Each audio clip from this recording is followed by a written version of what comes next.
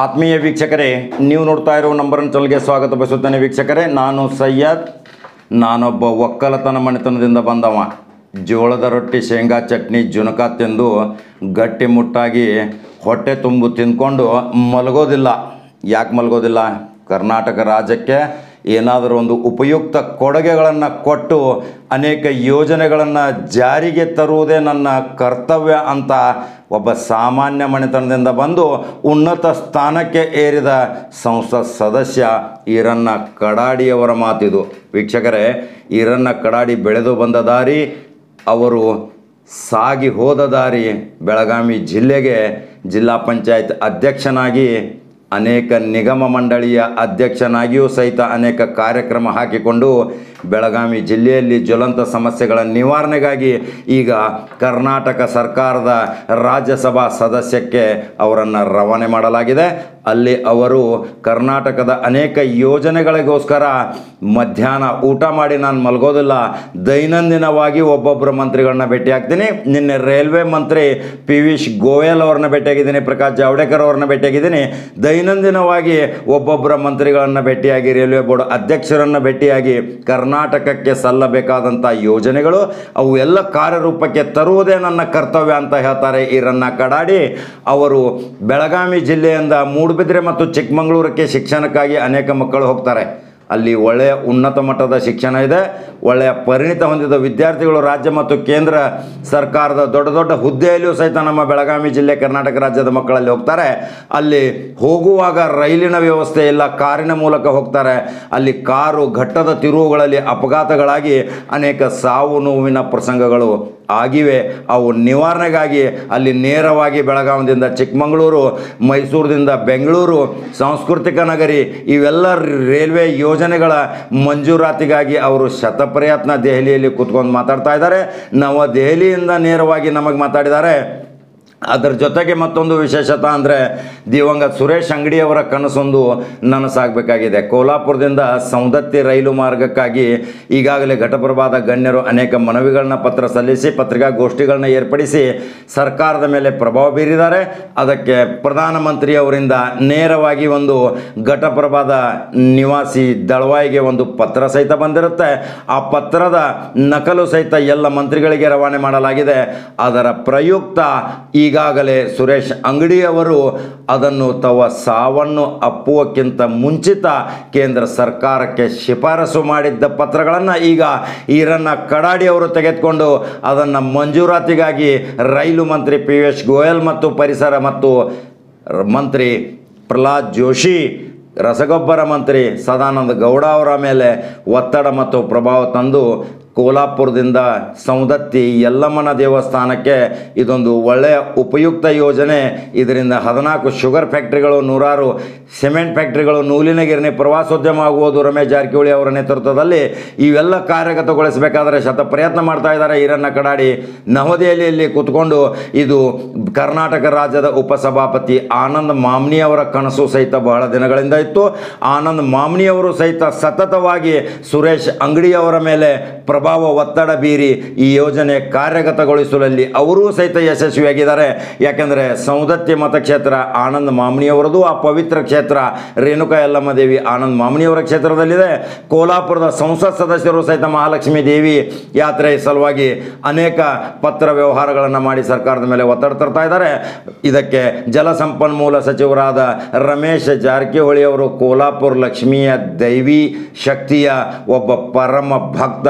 ಅಂಬಿರಾವ್ ಪಾಟೀಲರು ಸಹಿತ ಪರಮ ಭಕ್ತರಾಗಿದ್ದಾರೆ. ಇವರೆಲ್ಲರೂ ಒತ್ತಡ ಪ್ರಭಾವ ತಂದು ಅದನ್ನು ಈಗ ಕಾರ್ಯಗತಗೊಳಿಸಲಿಕ್ಕೆ ಒಂದು ಒಳ್ಳೆಯ ಯೋಜನೆಗಳನ್ನ ಹಾಕೊಂಡಿದ್ದಾರೆ. ಆ ಯೋಜನೆಗಳು ಸಾಕಾರಗೊಳ್ಳಬೇಕಾದ್ರೆ ಅದಕ್ಕೆ ಈಗ ಈರಣ್ಣ ಕಡಾಡಿಯ ಪ್ರಯತ್ನ ತುಂಬ ಫಲಕಾರಿಯಾಗ್ತಾ ಇದೆ. ಈರಣ್ಣ ಕಡಾಡಿಯವರು ನವದೆಹಲಿಯಿಂದ ನಮ್ಮ ನಂಬರ್ 1 ಚಾನಲ್ ಜೊತೆ ನೇರವಾಗಿ ಏನೇನು ಮಾತಾಡಿದ್ದಾರೆ ನೀವು ನೇರವಾಗಿ ಕೇಳಬಹುದು. ವೀಕ್ಷಕರೇ, ಇದೇ ಇವತ್ತಿನ ಮಹತ್ವವಾದ ಸುದ್ದಿ. ಈ ಈರಣ್ಣ ಕಡಾಡಿಯವರ ಬಗ್ಗೆ ಒಂದು ಸುದ್ದಿ ಪ್ರಕಟ ಮಾಡಿದ್ದೀವಿ ನಾವು. ಕರ್ನಾಟಕ ರಾಜ್ಯಕ್ಕೆ ಈರಣ್ಣ ಕಡಾಡಿಯವರ ಕೊಡುಗೆ ಏನು? ರಾಜ್ಯಸಭಾ ಸದಸ್ಯರಾಗಿದ್ದೀರಾ, ಇನ್ನು ಏನು ಕೊಡುಗೆ ಕೊಡ್ತೀರಾ ಅಂದಾಗ ನಂದು ಈಗ ಸಂಸಾರ ಪ್ರಾರಂಭವಾಗಿದೆ, ಹೊಸ ಬಾಳೆತನ ಜವಾರಿ ಭಾಷೆಯಲ್ಲಿ ಹೇಳ್ತಾರೆ ಈರಣ್ಣ ಕಡಾಡಿ. ಹೊಸ ಬಾಳೆತನದಲ್ಲಿ ಈ ಕಾಲಿಟ್ಟಿದ್ದೀನಿ, ಆ ಸಂಸಾರದ ನೌಕೆ ದಾಟಿ ಹೋಗಲಿಕ್ಕೆ ನಿಮ್ಮೆಲ್ಲರ ಸಹಾಯ ಸಹಕಾರ ಬೇಕು. ಅದಕ್ಕೆ ನಾವು ಹೇಳಿದ್ದೀವಿ, ನೂತನ ಸಂಸಾರದಲ್ಲಿಯೇ ಗೆದ್ದು ತೋರಿಸಿ ಒಂದು ಸಾಧನೆ ಮಾಡಿ ಕರ್ನಾಟಕಕ್ಕೆ ಮತ್ತು ಬೆಳಗಾವಿ ಜಿಲ್ಲೆಗೆ ಇಂಥ ಒಂದು ಉನ್ನತ ಸ್ಥಾನ ಪಡೆದಿದ್ದೀರಾ ಈರಣ್ಣ ಕಡಾಡಿಯವರೇ. ನಿಮ್ಮ ಕಾರ್ಯ ಯೋಜನೆಗಳು ಸಫಲವಾಗಲಿ, ಜನ ಪ್ರೀತಿ ಪ್ರಶಂಸೆಗೆ ಪಾತ್ರರಾಗಿ ಕರ್ನಾಟಕ ರಾಜ್ಯದ ಒಂದು ಗಮನ ಸೆಳೆಯುವ ಸಂಸತ್ ಸದಸ್ಯನಾಗಿ ಈರಣ್ಣ ಕಡಾಡಿ ಪಾರಾಗಬೇಕು. ಅವರು ಮಾಡುವ ಯೋಜನೆಗಳು ಎಲ್ಲವೂ ಕೈಗೂಡಬೇಕು. ಬೆಳಗಾವಿಗೆ ಉನ್ನತ ಸ್ಥಾನಮಾನಗಳು ದೊರಕಬೇಕು.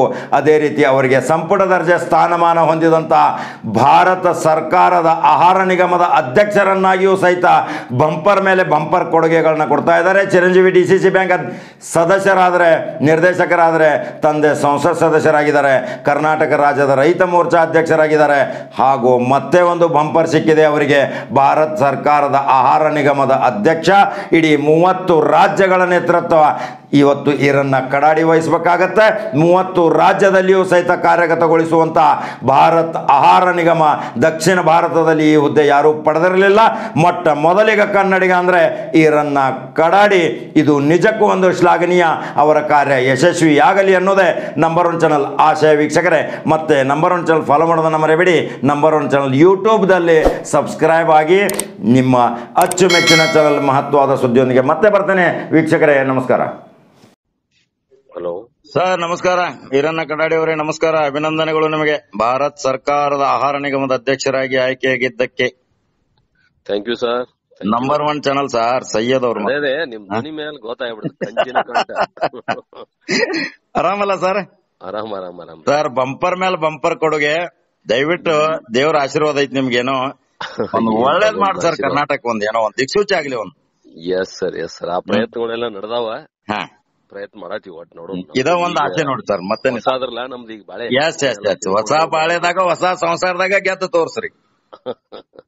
ಒಂದು ದಕ್ಷಿಣ ಭಾರತಕ್ಕೆ ಒಂದು ಒಳ್ಳೇದೊಂದು ನಿಮ್ಮಿಂದ ಕೆಲಸ. ರೈಲ್ವೆಗೆ ಸಂಬಂಧಪಟ್ಟಂತ ಅನೇಕ ಯೋಜನೆಗಳು ಮಾಹಿತಿ ತಗೊಂಡು ಇವತ್ತು ಪಿಯೂಷ್ ಗೋಯಲ್ ಅವ್ರನ್ನ ಭೇಟಿಯಾಗಿ ವೆರಿ ಗುಡ್ ಆಮೇಲೆ ಇವರಿಗೆ ರೈಲ್ವೆ ಬೋರ್ಡ್ ಚೇರ್ಮನ್ ಕುಂತು ಡಿಸ್ಕಷನ್ ಮಾಡಿ. ದಿಲ್ಯಾಗದ್ರಿ ಸರ್? ಹಾ, ದಿಲ್ಯಾಗ ಪಾರ್ಲಿಮೆಂಟ್ ಅಧಿವೇಶನ ಮುಗಿಗೂಡದ ಒಬ್ರು ಯಾರ ದಿನಕ್ಕೆ ಒಬ್ರು ಮಂತ್ರಿನಾರ ಭೇಟಿಯಾಗಿರ್ತಾನ. Very good sir, very good. Updates ಒಂದ್ ಸ್ವಲ್ಪ ಫೋಟೋಗಳು ಸರ್ ನಮ್ಗೊಂದ್ ಸ್ವಲ್ಪ ಕಳ್ಸುದ್ ಬರ್ರಿ ಸರ್. ಈಗ ನಿಮ್ ಕಳ್ಸಕ್ ಹೇಳ್ತಾನೆ ನೋಡಿ. ಯಾರ್ಯಾರ ಮಿನಿಸ್ಟರ್ ನೀವು ಸೆಂಟ್ರಲ್ ದಾಗ ಭೇಟಿ ಆಗ್ತಿರ್ಲ, ನಾ ಕವರ್ ಸ್ಟೋರಿ ಮಾಡ್ಕೋತಿರ್ತಾನೆ ಡೈಲಿ. ಉಂಡ ಮಲಗಂಗೆ ಇಲ್ರಿ ನಾ. 100% ಭೇಟಿಯಾಗಿ. Very good. ಅಂದ್ರ ಹೆಲ್ತ್ ಡಿಪಾರ್ಟ್ಮೆಂಟ್ ಗೆ ಸಂಬಂಧಪಟ್ಟಂತ ಕೆಲಸಗಳ ಸಲುವಾಗಿ. ಹಾ ಸರ್. ಆಮೇಲೆ ಇವ್ರು ಯಾರು ನಮ್ಮ ಪ್ರಕಾಶ್ ಜಾವಡೇಕರ್ ಭೇಟಿಯಾಗಿ ಇದಕ್ಕ ಅಲ್ಲಿ ಅಂದ್ರ ಚಿಕ್ಕಮಗಳೂರು ಟೂರ್ ಹೋದಾಗ ಆ ಸೈಡ್ ಪ್ರಾಣಿ ಮತ್ತು ಮಾನವ ಸಂಘರ್ಷ ಜೋರ್ ಐತ್ರಿ ಅಲ್ಲಿ. ಪ್ರಾಣಿಗಳು ಕಾಡು ಪ್ರಾಣಿ, ಅವ್ ನಾಡು ಪ್ರಾಣಿನೇ ಆಗಿದಾವ. ಈಗ ಇಲ್ಲೇ ಹೋಗೋಲ್ಲ. ಅದಕ್ಕೆ ಏನ್ ಕ್ರಮ ತಗೊಂಡ್ರಿ ಅಂತ ಅವ್ರಿಗೂ ಭೇಟಿಯಾಗಿದ್ದು. ಈ ತರ ವೆರಿ ಗುಡ್ ಬೇರೆ ಚಟುವಟಿಕೆ ಮಾಡ್ತಾ ಇದ್ರಿ. Right sir. ಇದು ಭಾರತದ ಆಹಾರ ನಿಗಮ ಕರ್ನಾಟಕದಾಗ ಯಾರು ತಗೊಂಡಿಲ್ಲ ಸರ್. ಇದನ್ನು ಇತಿಹಾಸ ತೆಗೆದು ನೋಡಿದ್ ನಾಯಿ. ಇದು ಫಸ್ಟ್ ಟೈಮ್ ಸರ್. ನಿಮ್ ನಸೀಬ್. ನನಗೂ ಗೊತ್ತಿಲ್ಲ. ಹಾ, ದೊಡ್ಡ ನಿಗಮ ಸರ್ ಇದು. ಹೌದನ್ರಿ? ಬಹಳ ದೊಡ್ಡ ನಿಗಮ ರೀ. ಅದ್ರ ಬಗ್ಗೆ ನಿಮ್ಗೆ ಈಗ ಅಪ್ಡೇಟ್ಸ್ ಎಲ್ಲಾ ಸ್ಟಡಿ ಮಾಡ್ರಿ, ಗೊತ್ತಾಗ್ತೈತಿ. ಮತ್ತು ಕೋಲ್ಹಾಪುರ ಸೌದತ್ತಿ ಯಲ್ಲಮ್ಮ ದೇವಸ್ಥಾನದ ಒಂದು ರೈಲ್ವೆ ಮಾರ್ಗ ಸಲುವಾಗಿ ಒಂದ್ ಸ್ವಲ್ಪ ಪ್ರಸ್ತಾಪ ಮಾಡಿ ಸರ್, ನಿಮ್ಮಿಂದ ಆಗ್ಲಿ. 2 ಹೆಣ್ಣು ದೇವಿಗಳು ಅದಾವ್ರಿ. ಒಂದ್ ದರ್ಶನಕ್ಕೆ ಲಕ್ಷಾಂತರ ಜನ ಇಲ್ಲಿ ಹೋಗ್ತಾರ. 14 ಶುಗರ್ ಫ್ಯಾಕ್ಟರಿ ಆತರ ಅಂಡರ್ ಬರ್ತಾವ್ರಿ. ಕೋಟ್ಯಾಂತರ ರೂಪಾಯಿ ರೈಲ್ವೆಗೆ ಆದಾಯನೂ ಬರ್ತೈತಿ. ಯಾತಾರ್ಥಿಗಳು ದರ್ಶನ ಪಡಿತಾರ. ಮಾಡೋಣ್ರಿ. ಇದು ಒಂದು ದಯವಿಟ್ಟು ಸರ್ ಮನವಿ ನಿಮ್ಗ. ಈಗ ನಾವು ಇದನ್ ಮಾಡಿದ್ರಿ, ಈಗ Mangaluru, sir, Mysuru, Goa. Very good. 3 train extend ಮಾಡ್ಕೋಬೇಕಂತೇಳಿ. ಅಂದ್ರ ಮಂಗಳೂರಿಗೆ ನಮ್ಮ ಮಂದಿ ಒಂದು ಎಜುಕೇಶನ್ ಸಲುವಾಗಿ ಬಾಳ ಮಂದಿ ಹೋಗ್ತಾರ. ಹೌದು ಸರ್. ಮೂಡಬಿದ್ರೆ, ಮಂಗಳೂರು. ಗಾಡಿ ತಗೊಂಡ್ ಹೋಗ್ತಾರ. ಅವನಲ್ಲಿ ಘಾಟ್ ಸೆಕ್ಷನ್, ಆಕ್ಸಿಡೆಂಟ್ ಎಲ್ಲ ಬಾಳ. ರೈಟ್.